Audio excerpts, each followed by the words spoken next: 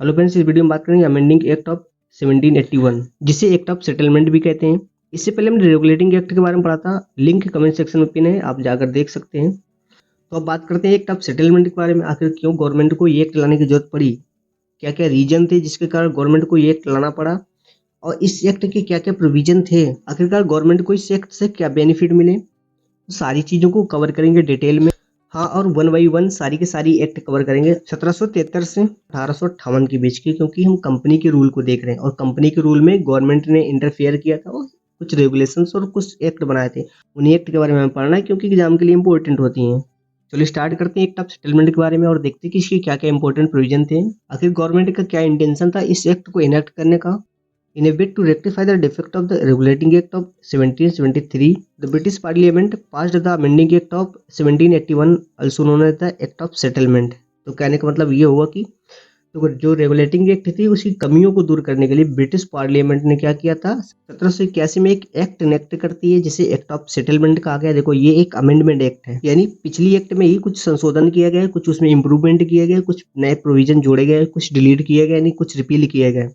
तो इसकी अगर स्पेशल फीचर की बात करें तो देख सकते हैं इसने it exempted the governor general and the council from the jurisdiction of supreme court for the act carried out by them in their official capacity. तो कहने का मतलब है कि इसने सुप्रीम कोर्ट के पावर को, यानी उसके जुरिडिक्शन को रिड्यूस करने का काम किया, यानी सुप्रीम कोर्ट के पावर को जो 1774 में कोलकाता में स्टैब्लिश किया गया था रेगुलेटिंग एक्ट के तहत। यानी इस 1781 के एक्ट ने सुप्रीम कोर्ट के जुरिडिक्शन को कम किया तथा जो गवर्नर जनरल की काउंसिल थी और उस काउंसिल के जो मेंबर थे उन पर कोई कार्रवाई सुप्रीम कोर्ट नहीं कर सकता है, वो सुप्रीम कोर्ट के जुरिडिक्शन से बाहर है। साथ ही साथ it excluded the revenue matters and the matters arising in the collection of revenue from the jurisdiction of the Supreme Court। और जो रेवेन्यू मैटर्स थे यानी राजस्व था उसके मैटर को भी सुप्रीम कोर्ट के जुरिडिक्शन से हटा दिया। और इसका जो थर्ड प्रोविजन था वो भी देख सकते हैं आप। It provided that the supreme court was to have jurisdiction over all inhabitant of Calcutta. It also required the court to administer the personal law of defendants.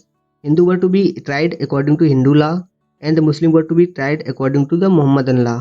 तो कहने का मतलब ये हुआ कि सारे के सारे इनहिबिटेंट ऑफ कलकत्ता सुप्रीम कोर्ट के जुरिडिक्शन के अंदर होंगे। साथ ही साथ जो डिफेंडेंट है उनके लॉ के अकॉर्डिंग उन पर ट्रायल किया जाएगा। ये बात करेंगे फोर्थ एंड लास्ट प्रोविजन के बारे में जिसने सुप्रीम कोर्ट के पावर को और भी रिड्यूस कर दिया तथा जो गवर्नर जनरल की काउंसिल थी उसको अधिक शक्तियां प्रोवाइड कर दी, यानी उसको और पावरफुल कर दिया। तो देखो क्या ये last provision, let down that appeals from the provincial court could be taken to the governor general in council and not to the supreme court. यानी जो आप प्रोविंशियल कोर्ट है वो गवर्नर जनरल की काउंसिल में अपील करेंगे, ना कि सुप्रीम कोर्ट में। अगर इस सेक्ट में गवर्नमेंट के इंटेंशन को देखें तो सुप्रीम कोर्ट के पावर को रिड्यूस करना है एंड जो गवर्नर जनरल की काउंसिल है उसको अधिक पावरफुल बनाना है, ताकि जो गवर्नर जनरल की काउंसिल है विदाउट एनी इंटरफेयर काम कर सके।